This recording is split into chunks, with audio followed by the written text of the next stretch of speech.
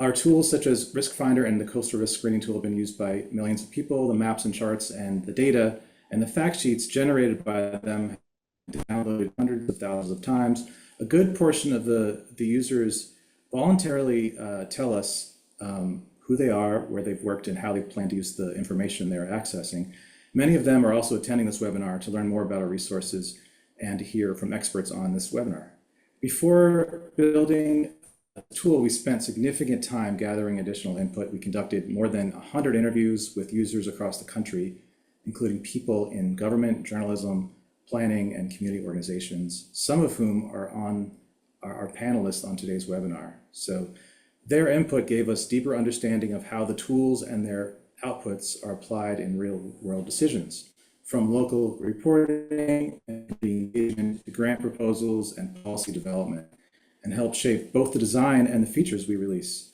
So we heard a consistent message. Users want a simple, intuitive interface experience and one that services clear takeaway messages while providing the depth and detail to back them up. So that's what we focused on. Coastal Risk Finder, the tool we're going to be showing you today, merges the statistical analysis of our legacy tool, Risk Finder, with our maps to create a screening level tool that provides localized snapshots of sea level rise and coastal flood risk across the contiguous US. It delivers clear, shareable messages and tailored to user settings, backed up by the maps and the charts to help inform decisions, support communication, and highlight actions communities can take to reduce risk. At Climate Central, our goal has always been to streamline and simplify the complex science that's often generated to make it findable, understandable, and useful. We're proud to take the next step today. To get started, I'll first introduce today's speakers. You'll hear from Annie Bennett, who's the Associate Director for the Adaptation Program at the Georgetown Climate Center. You'll hear from Sheetal Shah, the Program Director at Urban Ocean Lab. You'll hear from Joe Martucci, who is the President and Director of Meteorology at Cupajo Weather and Drone. And finally, from Queen Quet, who's the Chiefess of the Gullah Geechee Nation and founder of the Gullah Geechee Sea Island Coalition. You'll also hear from our Climate Central colleagues, Christy Dahl, who's our Vice President for Science at Climate Central, and Kelly Van Balen, who's the Project Manager. Usman Cheek is our Rita Allen Science Fellow here, and he's the producer of today's webinar. After the presentations, we'll open this up for questions from the audience. Feel free to add your questions at any time using the Q&A feature at the bottom of your Zoom screen. And when possible, our panelists and staff may respond as we go. With that, I'll turn it over to Christy Dahl, our Vice President for Science, to walk us through the key findings from the new national analysis behind the Coastal Risk Finder. Over to you, Christy. Thanks so much, Dan, and thank you all for being here and just hear about our tools that we're launching this week. Usman, could you go to the next slide, please? Thank you. So as Dan said, our goal with everything we do at Climate Central is to really streamline and simplify complex science, and then to make it very findable, very understandable, and very useful to communities, to decision makers, general public, everyone. In this case, we've incorporated the latest data on sea level rise, the latest sea level rise projections, and a really rich set of census data and buildings data to generate this very robust national exposure analysis and to create a very data-rich tool that allows users to explore all of it. Our hope is that by listening over the next few minutes and exploring the tool yourself, you'll be better equipped to communicate the gravity of sea level rise and its implications along our coasts to a wide variety of audiences, knowing that the science we've done here really does incorporate best available data sources that we have. Next slide, please. So I'm going to walk through some of how we did this analysis and what some of the major findings are from it so far. So just in terms of how we've done the analysis, what we've done here is taken land elevation data that's provided by NOAA, or the National Oceanic and Atmospheric Administration. This tells us the land elevation at every point along our coast. this is called a digital elevation model. Next slide, please. To that, we have added sea level rise projections. So there are many, many, many sea level rise projections out there in the world. We've used two different sets. The ones I'm showing here come from the Intergovernmental Panel on Climate Change, and they're global. We've also used, for the United States, a set of projections that were developed by the Interagency Task Force as part of the last National Climate Assessment process. And through our tool, you can choose to look at any of these different projections. What I'll be focusing on today, if you can click on the next thing, Usman, thank you, is the intermediate projections from the IPCC report. This is what is featured in the report that is still under embargo, but will be released on Wednesday. Next. Great. We've also added in levee data, and this is just a snapshot of a couple of the levees in my area, in the San Francisco Bay Area. This is the National Levee Database that is maintained by the US Army Corps of Engineers. And we've supplemented that with additional levee data from a few spots around the country where there is really strong data on coastal flood defenses. That data is very spotty. Some states maintain it very carefully. Some states do not provide it digitally. And so we've done our best to incorporate the flood control structures that are known. Next slide.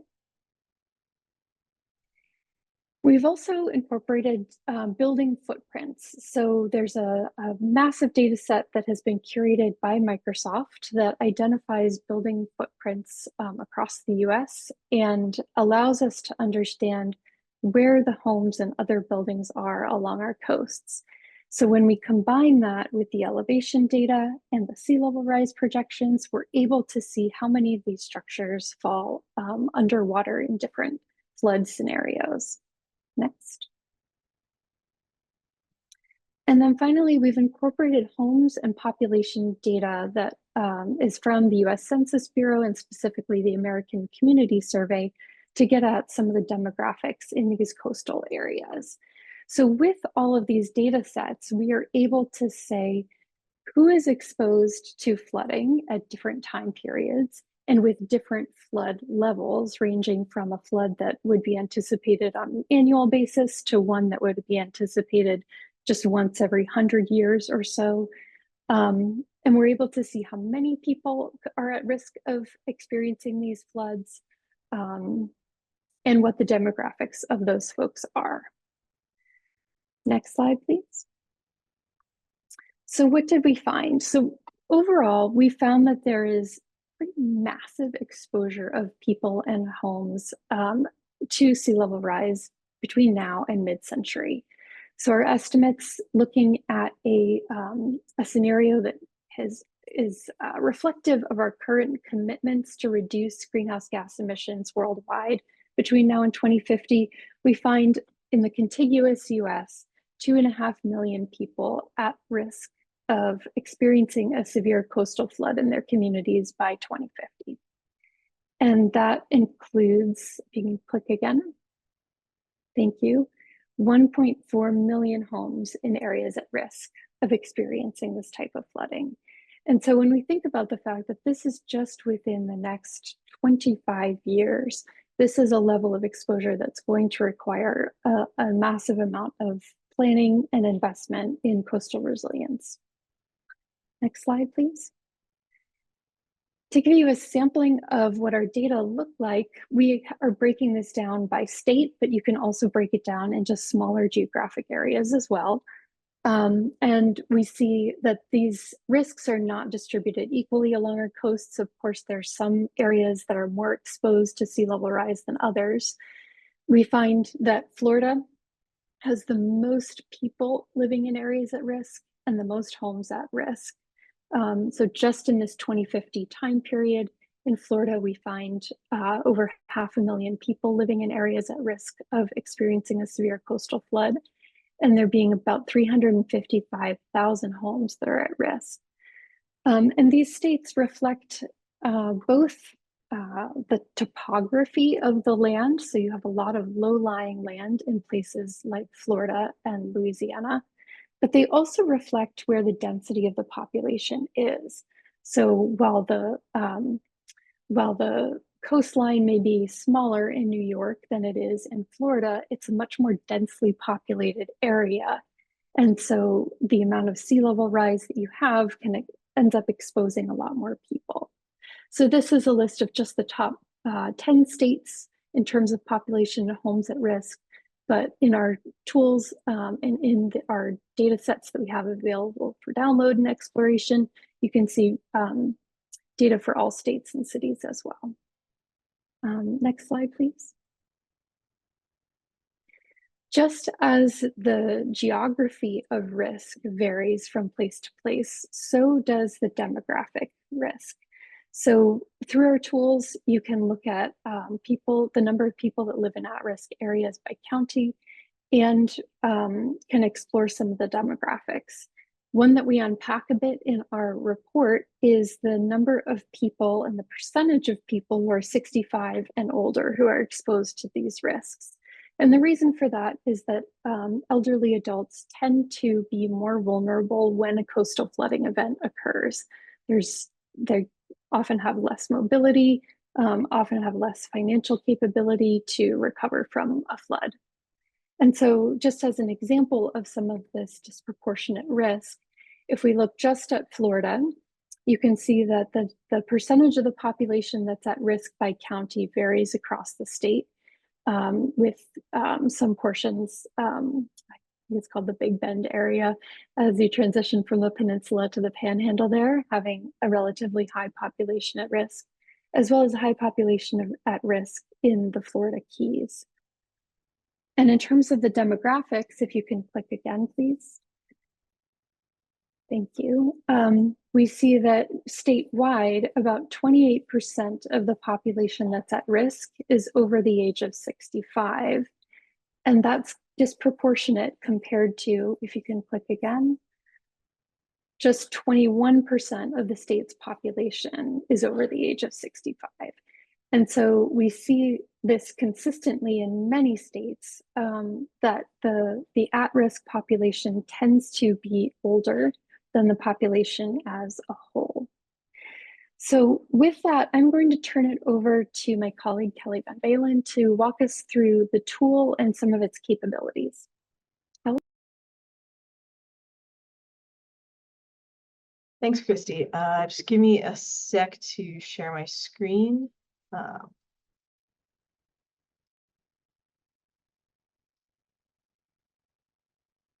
Right. All right, so when you can explore all the analyses that Christy was talking about and more in Coastal Risk Finder, which is the new tool that we'll be launching on Wednesday.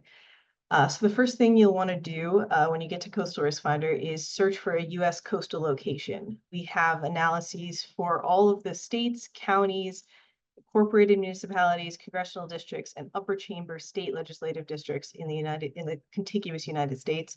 But we'll be adding analyses for smaller areas and for Alaska and Hawaii in the coming weeks.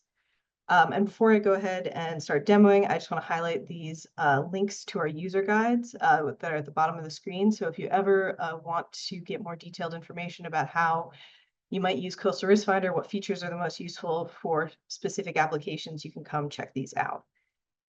So I'm going to go ahead and search for Florida, since, as Christy mentioned, that is the state with the most people and homes at risk. So that's going to bring you to this page, where starting on the left here, we have a settings kind of control panel. The middle is a map.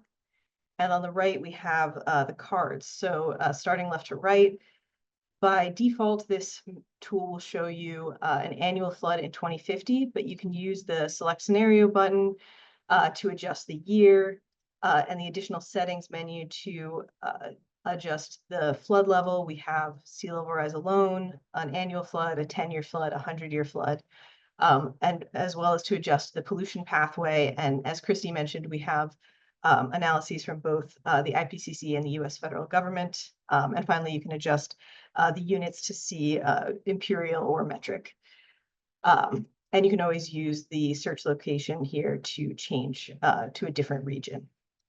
So once you've gotten the settings that you're interested in looking at, the scenario, the location, you can kind of roll that up and explore the map. It's kind of normal map, pan, zoom. The areas in red are showing the areas at risk from the scenario you selected.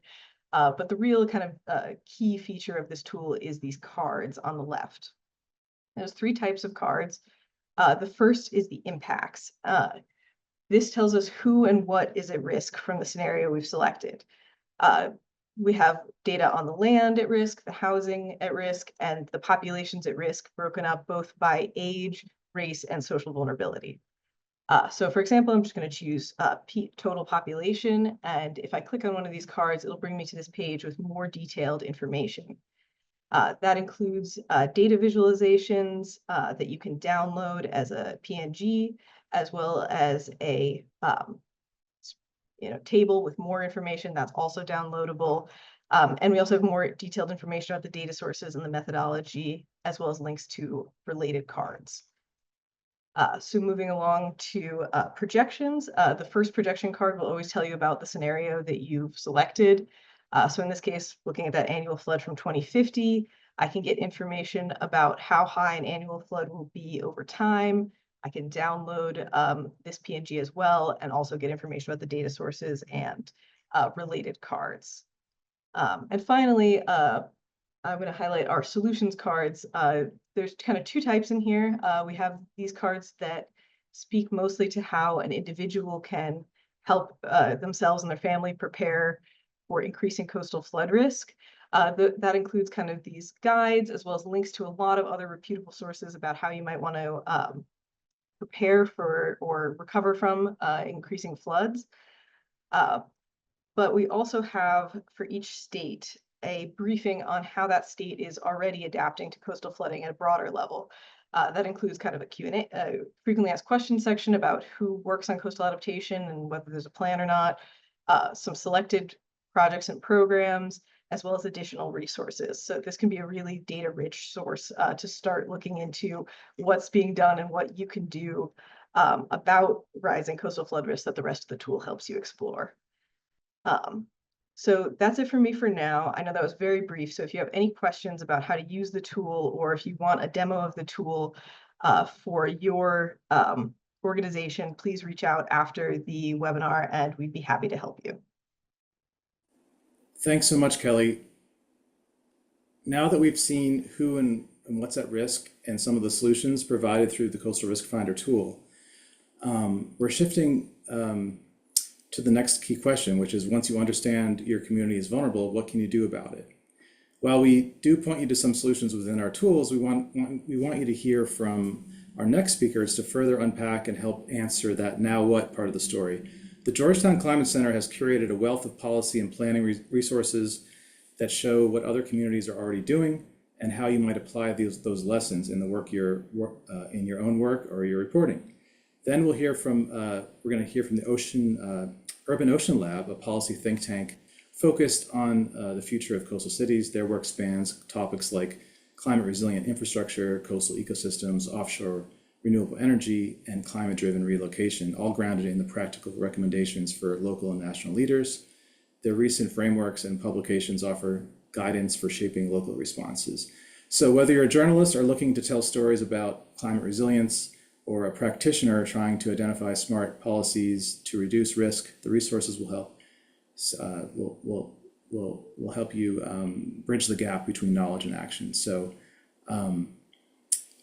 Annie, your team at the adaptation program at the Georgetown Climate Center is very much aware of the resilient-related resources that you've been curating and compiling. I wanted to ask you, what kinds of stories can journalists tell about how communities are responding to coastal risks using the Georgetown Climate Center's resources to find real-world examples? Yeah, thank you so much for that question. And thank you, Dan and Climate Central, for inviting us to participate today. We're really looking forward to being able to use and point others to the Coastal Risk Finder when it goes live. Just to start off, for those who may not be familiar with the Georgetown Climate Center, the center was created in 2009 to be a resource for states and communities that are looking to develop smart policies around climate change, both to reduce emissions that are driving climate change and to build resilience and adapt to the impacts like sea level rise and coastal flooding. A lot of the work that we do focuses on exploring the roles that different levels of government play and how they can work better together. Our adaptation program is really focused on helping states and communities find and implement solutions to the challenges they face. And one of the ways we do this is by developing online resources that highlight real-world examples of adaptation planning and policy in action. So I'm just going to share my screen for a few slides. The Adaptation Clearinghouse is probably our most widely known resource. It's a database that highlights adaptation planning, law, and policy-related resources from across the US. And we've been curating this database for over 10 years. Let's say you'd like to find examples of how local governments can address coastal risk through planning or development regulations. You might enter the search term coastal risk to start, which yields over 800 results. To narrow those down, you can apply additional filters. For example, law and governance related resources affecting adaptation at a local scale, and you'll see the results that come back are much fewer. The search includes examples of state laws like those in Washington and New Jersey that require local comprehensive or master plans to account for climate change, and local ordinances like these in Broward County and South San Francisco that take different approaches to accounting for sea level rise in development and infrastructure decisions. Another way that you can explore solutions in the clearinghouse is through our sector-specific pages. Let's just look briefly at the coastal sector page. So every sector page includes organizational tabs on the left side to help you find different types of resources or solutions that you're looking for.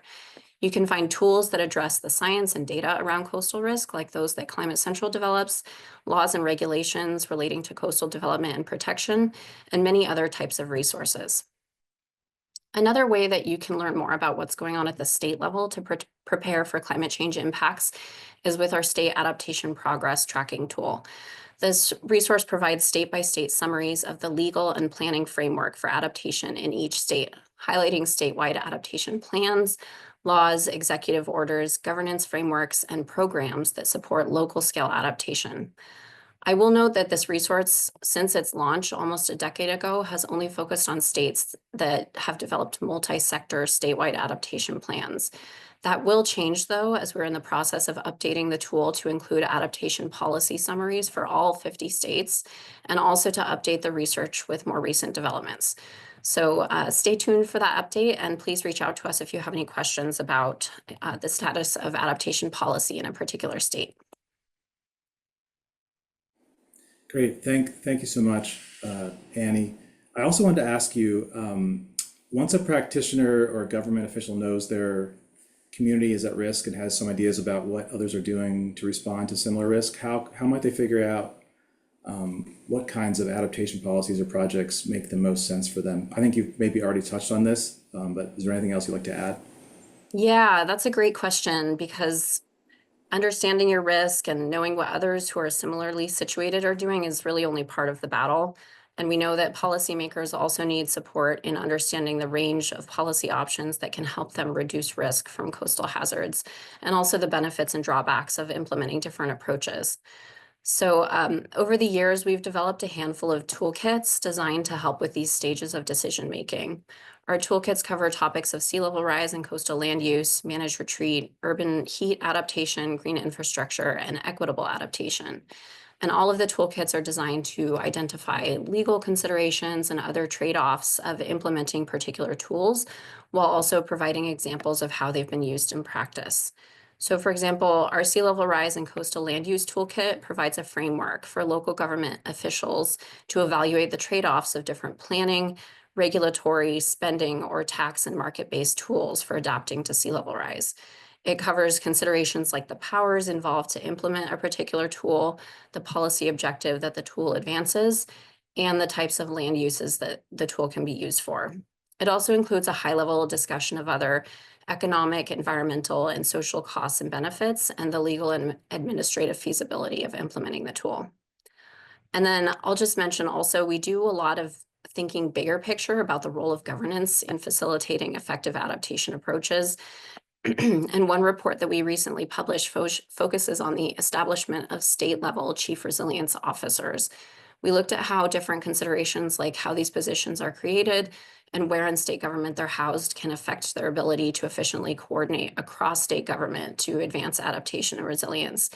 And there are a lot of lessons in the report that can be useful to states or even local governments that are considering different ways to organize and structure their efforts on adaptation. So I'll stop there, but I'm happy to answer any questions and encourage anyone who wants to learn more about our resources to reach out. Thanks so much, Annie. Thanks for the insight. I think we'll probably be sending some questions in the Q&A section over to you as well. I'd like to bring in Sheetal now. Thanks for joining us, Sheetal. For journalists trying to report on climate policy at the local level, especially in coastal cities, your work at the Urban Ocean Lab offers many entry points. What kinds of stories do you think can be told by digging into themes like infrastructure resilience or offshore energy development? And are there patterns or gaps in coverage you think are important to highlight? Yeah, thanks for that question. And I guess really quickly, just some quick stats and findings from Urban Ocean Lab. So according to our most recent analysis, we have identified 195 coastal cities in the United States. And those cities are home to more than 47 million people. So that's 1 in 7 people in the US lives in a coastal city.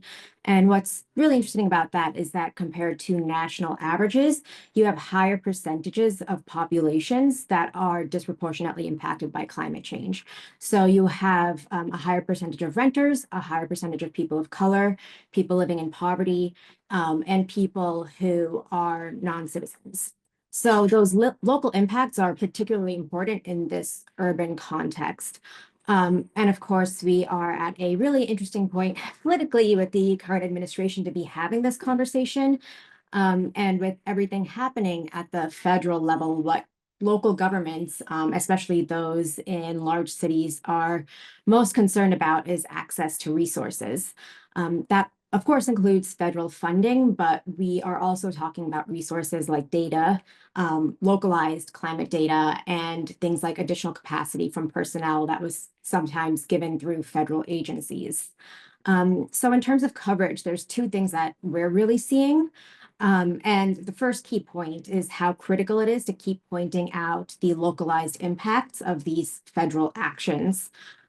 So for example, localized climate data via the Climate Risk Finder is going to be critical for decision-making around things like housing development, both thinking about which coastal areas are most at risk. And on the flip side, where is it safe to develop? And with cuts to agencies like FEMA and HUD, that localized data is going to be even more critical because it's going to be a backstop when those federal regulations become optional. I'm here in New York City, and we're lucky enough to have the New York City Panel on Climate Change that localizes the IPCC findings, but not every coastal city has that opportunity, especially ones that are under-resourced. So having opportunities to access local climate data and use that for regulatory purposes is going to be really important. Thanks, Sheetal. I also wanted to ask, the Urban Ocean Lab has developed, I think, over 70 recommendations for how cities can prepare for and manage climate risks. Could you share 1 or 2 examples of how cities are already using some of those ideas and what others might learn from those experiences? Yeah. And I'm sorry, one last point on your last question. I did want to say also that what we're hearing a lot from local policymakers is that they need community buy-in for a lot of these larger resilience projects, which at face value, those resilience projects can feel a little bit disconnected from quality of life things like the cost of living or things like traffic. But in fact, those resilience projects are deeply intertwined with quality of life. So we really need that local storytelling to make those connections between adaptation and resilience and the direct impacts to people's lives in coastal cities. And then, yes, a few examples of how cities are using our resources. Most recently, we put out a policy memo on working waterfronts. These places are critical for both the cultural value they offer, but also the economic opportunities they offer. And we've actually heard from a few folks here in New York City who are concerned about a project called the Brooklyn Marine Terminal, which is developing a large swath of housing in a floodplain that they would like to hear more about adapting some of those recommendations around working waterfronts for their community work in face of this new development in the floodplain. And we also have a project that we launched last summer. It's called our Resource Hub for Coastal City Policymaking. And Usman just dropped that in the chat. Our Resource Hub hosts over 300 resources for policymakers, community advocates, and other leaders working towards more resilient coastal cities. And it will soon host the Coastal Risk Finder. And we've heard from CROs, city agency staff, and community leaders that they regularly reference it because we try to keep it as updated as possible. And that's great because our goal with this is to ensure that coastal cities aren't recreating the policy wheel if there are effective solutions that already exist and are being implemented elsewhere, especially if they can see that those solutions are being used by areas that are facing similar risks. Thank you, Sheetal. I had one final question for you. Some coastal communities are beginning to explore relocation as one possible approach to managing long-term risk. For local leaders starting to consider this path, what are some important factors to keep in mind, and what can influence whether a relocation effort is effective or sustainable? Yeah, so relocation is something that even 5 years ago, a lot of cities weren't thinking about. And especially in an urban context, we don't have a lot of resources or examples available of how effective and equitable relocation, sometimes it's called managed retreat or climate mobility, has happened at scale. Especially now, municipalities are concerned with a loss of taxpayer revenue as a result of relocation. So a consideration will be how they're able to help communities relocate to safer and more resilient areas that are within that same municipality, so they're not losing that taxpayer revenue. And this is also it's going to be a long-term plan with everything that's happening again at the federal level. It's costly. There are significant resources that are at risk. And so now coastal cities really need to think about what they're able to do in this period that helps them plan for more effective and equitable relocation. So that includes how they're preparing receiving communities, the communities where people are relocating to. And that's where that kind of local climate data is really important. So what places are most resilient in terms of flood risk and sea level rise? Which ones can be receiving communities? In these communities, what are the social services needed for relocating?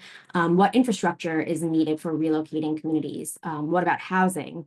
And the major issue that we're currently seeing, of course, is the federal funding that's at risk. So we need to use this time to think equitably about how this is community informed and then plan for the long-term resources that are needed. Thank you for that, Sheetal. I'm glad we're recording this session. There's a lot of information people can go back to and reference. So I want to mention briefly before we move on that please enter your questions through the Q&A interface versus the chat box, the webinar chat. We're doing our best to answer as many as possible. But using the Q&A function would be helpful. So now that we've explored policy tools and resources with the Georgetown Climate Center and the Urban Ocean Lab, let's turn our attention to the practical application of these insights in local communities. Our next speaker is Joe Martucci. He brings a unique perspective as a certified broadcast and digital meteorologist, an FAA certified drone pilot. I want to hear more about that one actually. And president of Cup of Joe Weather and Drone. With extensive experience covering New Jersey's diverse weather patterns and their impacts on coastal communities, Joe combines scientific expertise with innovation and communication strategies to enhance public understanding and resilience. So Joe, as a meteorologist deeply engaged with New Jersey's coastal communities, what are some of the primary challenges these areas are facing concerning coastal risks and climate change impacts? Well, first of all, Dan, thanks for having me here today, and we have a great panel. So it's been really insightful for me as well. And we can definitely talk about drone too if you'd like, but let's get to the question Yeah. at hand. The main challenge Jersey Shore communities face, with all the coastal risks, coastal flooding, sea level rise, etc., is the tug of war between the economic benefits of the shore versus the reality of rising sea levels and more frequent coastal flooding. In Atlantic City, we have seen 6 times as many days with coastal flooding in the 2010s that we did in the 1950s and 60s. At the same time, beach tourism at the shore generates over $40 billion a year and creates over 330,000 jobs, plus a lot of great memories. I mean, I live about 5 miles away from the shore. So, for New Jersey, we all love the shore. At the very least, we have a connection to it, but we need to protect it as well. So, one thing we like to say in the work that I do, and I do some work with the New Jersey Coastal Coalition, which is a nonprofit group of communities, is that, hey, listen, it's great to be at the shore 360 days of the year, but there's going to be those 5 or 6 days where flooding is going to be enough of a concern where you need to move your cars, where your lowest level of your house is going to get flooded. And at a worst case scenario, we do have another Superstorm Sandy type of scenario where the flooding is going to cause, unfortunately, billions of damages. We have a lot of tepidness to retreat from the shore because of all the benefits economically it does provide. So, essentially, it's how do we have the best of both worlds? How can we have a safe living area and places for people to visit, but at the same time maintain that economic engine that is the Jersey Shore? So the best way to do that, is to build higher and stronger, have more drainage options for towns. You think about these coastal communities, a lot of them are impervious surfaces, your sidewalks, roads, there's just not a lot of, even sand, for that water to drain through. And all that water that we do get pumped in, the fresh water that we get pumped in, has to drain out somewhere. And that goes into the bays. A lot of New Jersey is our barrier islands, bays to the west, ocean to the east. We do the best we can. I think New Jersey handles it fairly well, but there's always still more to go. Thanks, Joe. So for journalists looking to tell more compelling stories about local climate impacts, what have you found to be the most useful in terms of combining data-driven tools like ours with visuals and forecasts and local with local context? Do you have any advice for how they can make these stories more relatable to their audiences? Yeah, totally. And I'll sing your praises for a little bit here. Climate Central, I always found to be helpful for a variety of reasons. First, I found, your team to be a nimble team. When I was working full time in news, I worked at the Press of Atlantic City, whether it was data or help with the actual writing of the story or visualizations, you guys were there, for me and there for me fairly quickly as well. There was a lot of organization on your part, say, hey, this is who we need to, this is who you can talk to now. This is who you can talk to next week. Do you need, an expert to come in and for you to interview? So I really feel like, the process on the journalism side has been great. That has a lot to do with John Upton, who's in charge of your community partnerships and journalism. I've worked with him many times. I think, whether you run a Substack or you're in the Wall Street Journal, Climate Central can help with the editorial size. At the Press of Atlantic City, we're a local news we're still our local news operation. We didn't have all the resources that, a bigger organization might have, but still the work that we did with you with Climate Central, looked fantastic, both in the editorial content as well as the visualizations. We even, were fortunate enough to win some awards on our journalism that we did provide. And then secondly, the amount of features that, Climate Central has, with the mapping tools about sea level rise is tremendous. I mean, we're talking about the coastal, screening tools now that we have. For example, I did a story, I think it was 2022, might have been 2021, about the number of seniors that live in those most susceptible flood prone areas in Atlantic and Cape May counties. Those are 2 counties in the state of New Jersey. And you were able to provide me that down to the census block. So we could go and actually find someone in those areas that we could talk to and provide that local, influence on what is a global story, but something that people, if you were in Atlantic City or you were in Ocean City, you could relate to as well. Thanks, Joe. Yeah, thanks for those words. I think we have a lot of different data sets in there. We're going to be adding a lot more in the coming year. And so each data set tells a different story to a different audience. So we'll be as responsive as possible if journalists want to reach out to us to confirm what they're looking at or to get more information behind any of the statistics. I wanted to ask you also, beyond forecasting, your work involves consulting to help communities reduce risk as well as to reduce flood insurance rates. Can you tell us a little bit more about your work? And can you elaborate on how risk-related information is part of this and how it benefits residents? Sure. So I have a program called Surely Safe. You can check it out on my website, cupofjoe.live. And what my goal is to help towns increase their community rating system points, which is a FEMA program, which in turn gives residents discounts on their flood insurance that they would have. There's a barrier island, Avalon, which is in New Jersey in Cape May County, and they went from a class 4 to a class 3. There's 10 classes there. And just by making that one class jump, they're saving residents as a total $1.3 million per year. I charge a fraction of that. But, also on a secondary, note with this too, unfortunately, and I love local news, but we know that local news has eroded and declined in ways that are unfortunate, and flooding's happening more often.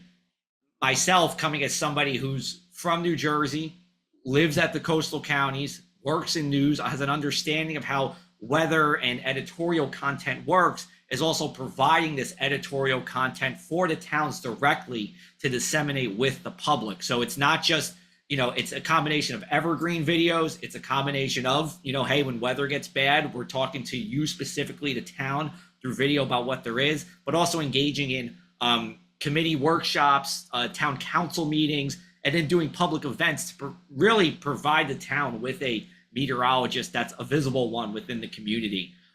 So it's been a good process there too. Thanks for that. We'll put additional links in the chat for Sure. people to Thanks, Dan. learn more. Yeah, thanks, Joe.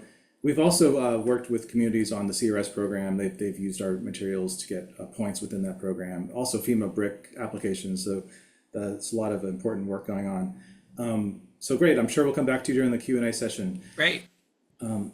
Our next speaker brings deep leadership and generations of lived experience along the coast. We're honored to be joined by Queen Quet, the chiefess of the Gullah Geechee Nation. And Queen Quet has been a longtime collaborator with us, with me and my program in Climate Central, not only using our tools to support her community and leadership, but also and in cultural preservation, but also helping us shape them through all the feedback she's given us through the years, including the interviews during our last round when we were thinking through what we wanted to build next. So we're grateful to continue learning from her as she shares how data, storytelling, and cultural connection inform resilience planning. So Queen Quet, you've used Climate Central's tools to help identify flood risks to sacred sites and historic landmarks. Can you talk about how that process has supported the Gullah Geechee Nation's efforts to protect your land and heritage? Peace and blessings, Dan. Glady Fadia with all 100 children and thing like that. From the Gullah Geechee Nation where I be and thing like that. We crack, we teeth like this. And the tide rise and level every day. So sea level rise ain't no new thing for we. So I so glady Fadia one more again with Climate Central. I feel like I'm an employee of Climate Central, Dan, as you know, because we've been working together so long here on the coast and being able to incorporate the tools. And one of the main tools that I love so much is Risk Finder, and being able to utilize that in meetings, because as you see, our native tongue, Gullah, when we draw them down like this and thing like that, the rest of people know over Sandwich. So if we go into county council or town council meetings speaking Gullah, many times the people there won't understand us, but we want them to be able to understand the science and the data and how we're able to use that in educating even our community in terms of what the science says about what's happening to our coast. As you can see, I literally live in the Atlantic Ocean on the Sea Islands. The Gullah Geechee Nation starts at Jacksonville, North Carolina, and extends southward to Jacksonville, Florida. So in various meetings at the state levels, as well as when I've gone to federal meetings and even international meetings, I have brought some of the handouts that were easily downloadable from the Risk Finder tool to show people where I live, what the risks are, what the things are that we can do to try to build more resilience for our area. And so that has helped with people who aren't so scientifically astute or engaged, or aren't really engaged in the literacy of climate change and the dynamics that are impacting them. But one thing that people here do know is they love seafood. So if we get into a dialogue about needing to keep these waters healthy and what's actually happening with this dynamic around water, it always helps to get them more involved in looking at this, the type of risks we're up against, and using Risk Finder has helped a lot in terms of having those one pagers that are easy to take with us, easy to tell them to pull up from planning offices for them to look at, and then use even in comprehensive planning for counties. So it has really been a great benefit to our community being able to work with you all to bring in the language that others who don't speak our language would understand in that literature and on your websites, and then incorporate it also with cultural heritage, sustainability, and continuation. Thanks, Queen Quet. We've learned a lot through you by your use of the fact sheets and your feedback on how to make them better. And being down there, I'd like to ask you the next 3 questions about your food, but I won't. But I wanted to ask you, for journalists who are attending, who are covering climate impacts in coastal communities, what do you wish they understood better about the connection between land, culture, and resilience, especially for the Gullah Geechee people? I wish they understood that Gullah Geechees look at things as a mechanism by which to live in balance at all times. And also the fact that my cultural community in particular is inextricably tied to these sea islands. So when we talk about retreat, that's not a word in Gullah. That doesn't exist. If people are talking about just migrating, well, how are we going to migrate with multiple generations of family members? So people would rather stay in place and know how to use tools ahead of time so that we can keep a balance within our environment, even as the climate and the weather is changing. And so something that's critical for our communities is that people always come in as reporters after or during, literally, I've been contacted during hurricanes because we have 5 seasons here in the Sea Islands, and one of them is called hurricane season. I'm contacted during a storm. That is very inappropriate because people are trying to hold on to the resources that they have, spiritually keep the family together, take care of elders and children, because we usually are staying in place. And so that's not an appropriate time to ask us about how it feels to be in a storm. But it would be better to come in and do stories about our communities where we have thrived and survived in spite of the storms that we have lived through over the decades, and look at the types of resources and community knowledge that we have used. Some call it traditional ecological knowledge that we've used to sustain our community and our coast, so that we don't have such major impacts as human deaths that happen. And so we want to work with the media to get the word out more about tools like what you have, communities like ours that have our own resiliency plans, and how people can implement those things ahead of time so that you have less things that get destroyed during a storm, because some things should never be built on these coasts in the first place. And that's why we have a lot of deaths and we have a lot of things that fall into the ocean and the water, because we told people not to do it, but they didn't believe the natives. And so it's very important that they understand our spiritual and cultural connections to the land beyond just the science of what is being done to the land, because there's a lot of things that we could teach about balance and resilience.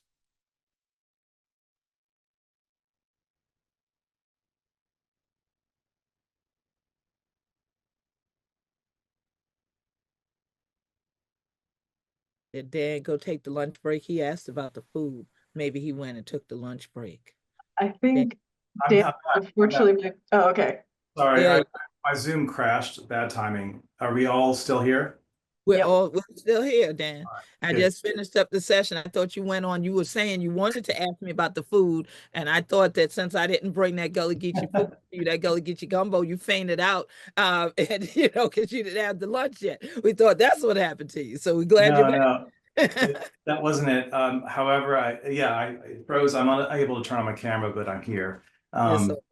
Thank you so much. I wanted to ask you a third question, but I think you maybe have touched on it already. about how you've spoken about the importance of place and identity, trying to communicate coastal risk, especially how can journalists, how can storytelling and maps and lived experience help capture what's really at stake for communities? I mean, you touched on that. Do you want to add anything more to it? I would add something in terms of the mapping, because as you've been a part of the Gullah Geechee Sustainability Think Tank, Climate Central has from the beginning. And so you know that we've done a lot of different types of mapping exercises over time.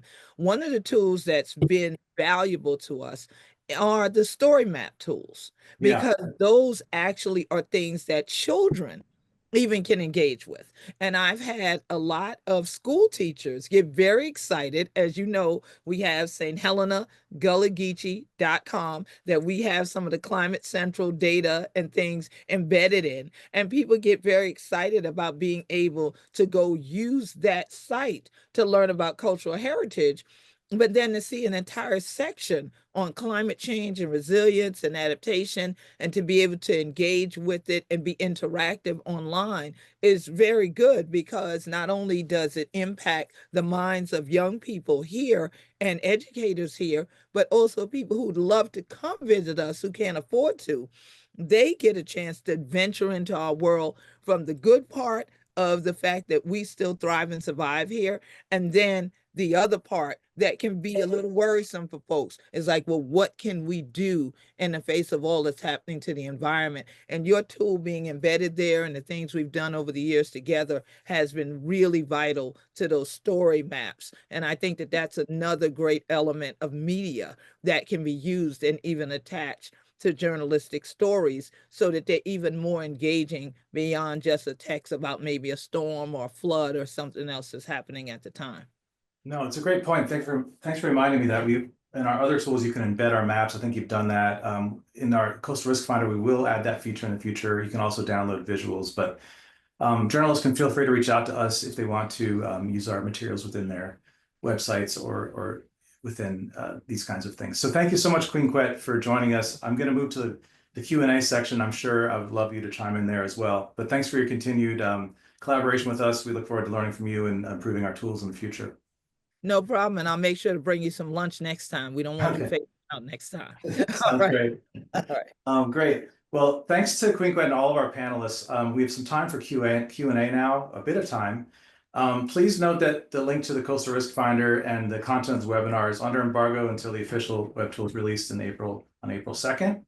I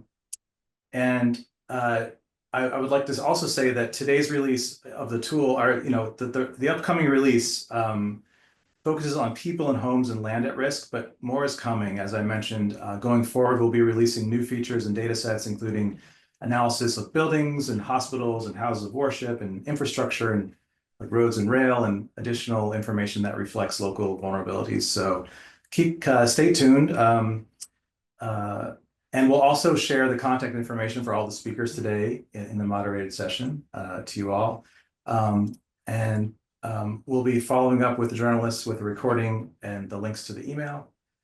And I'm going into all these other details, but let's move to Q&A. My colleagues can help me identify the first question. I think Denise, let's see. There was one about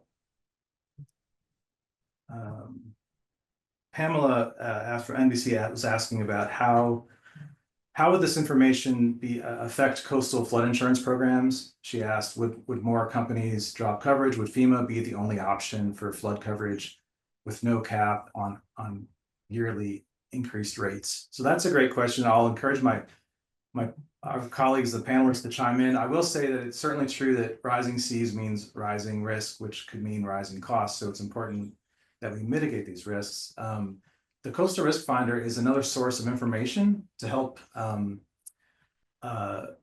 coastal residents and companies understand the risk. And our tools have been available for a long time. In fact, they've been used to help reduce the insurance costs through FEMA's NFIP CRS program, and used within FEMA BRIC grants aimed to reduce risk as well. So a lot of these private sector insurance companies have long been using maps and are aware of the risk, and they have their own sophisticated models as well. So I don't think our maps are going to likely change their coverage. However, it's a free tool for homeowners and small businesses to make more informed decisions about the risk. So I'll leave it there. If any of my colleagues would like to chime in and add more to that question, answer, I'll let them. In the meantime, I'm going to look for the next question. Maybe Kelly can advise on that.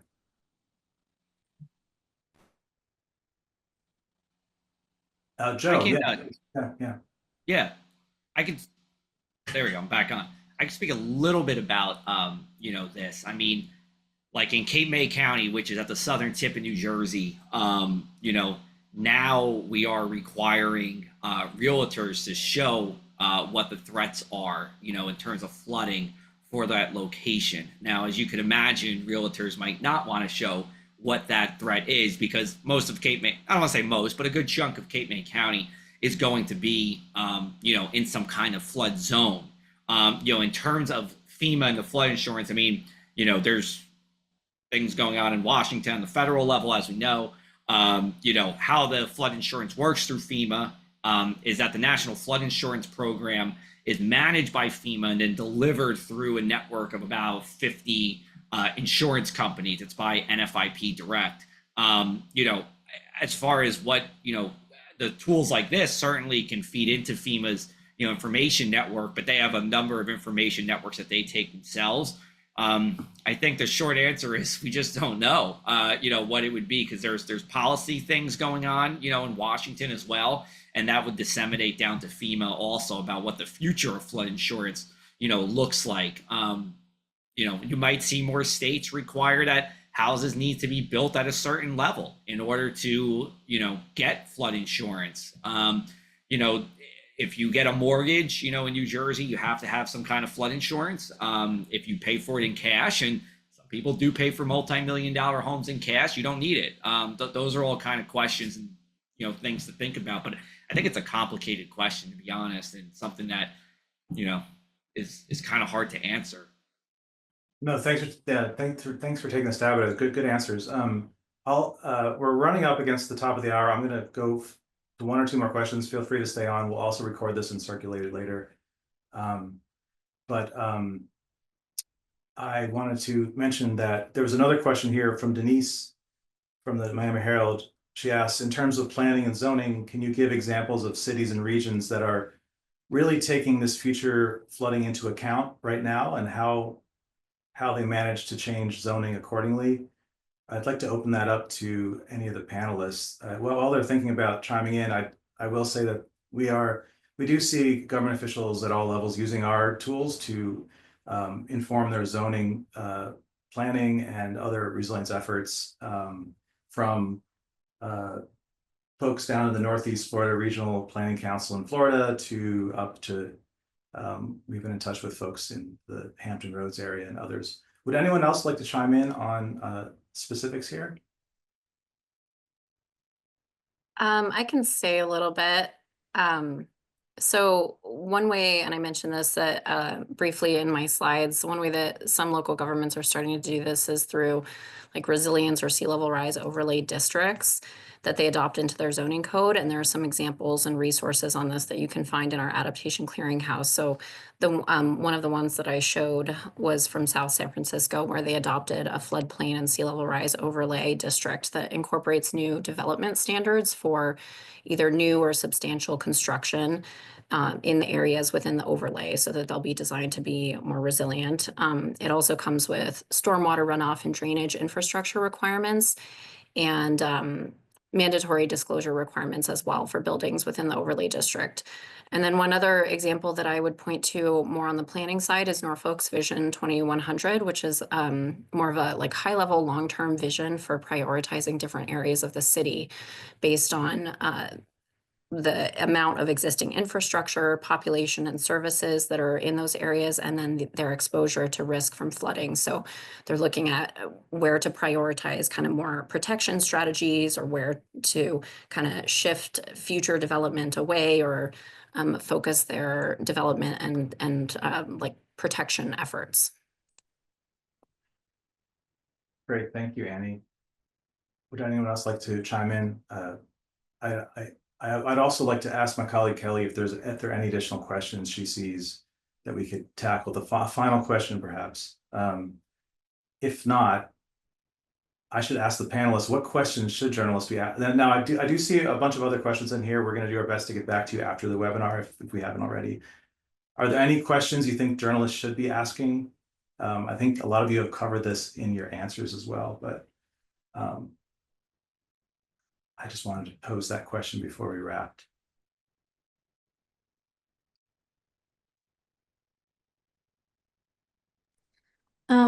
I will just emphasize again, is tying back the risks from these types of climate impacts from inundation and sea level rise to just quality of life concerns, especially in urban areas where in New York, for example, the further we get out from Sandy, the more and more we kind of see that flooding and these types of risks are less top of mind. We need to be able to thread the needle between climate impacts and how folks will be impacted every day. Great, thanks, Sheetal. And thanks to all of our panelists and for those of you attending. We're going to be following up with journalists with recording and the links, as I mentioned, by email. We'll be sending an additional email out April 2nd with the live link to the tool.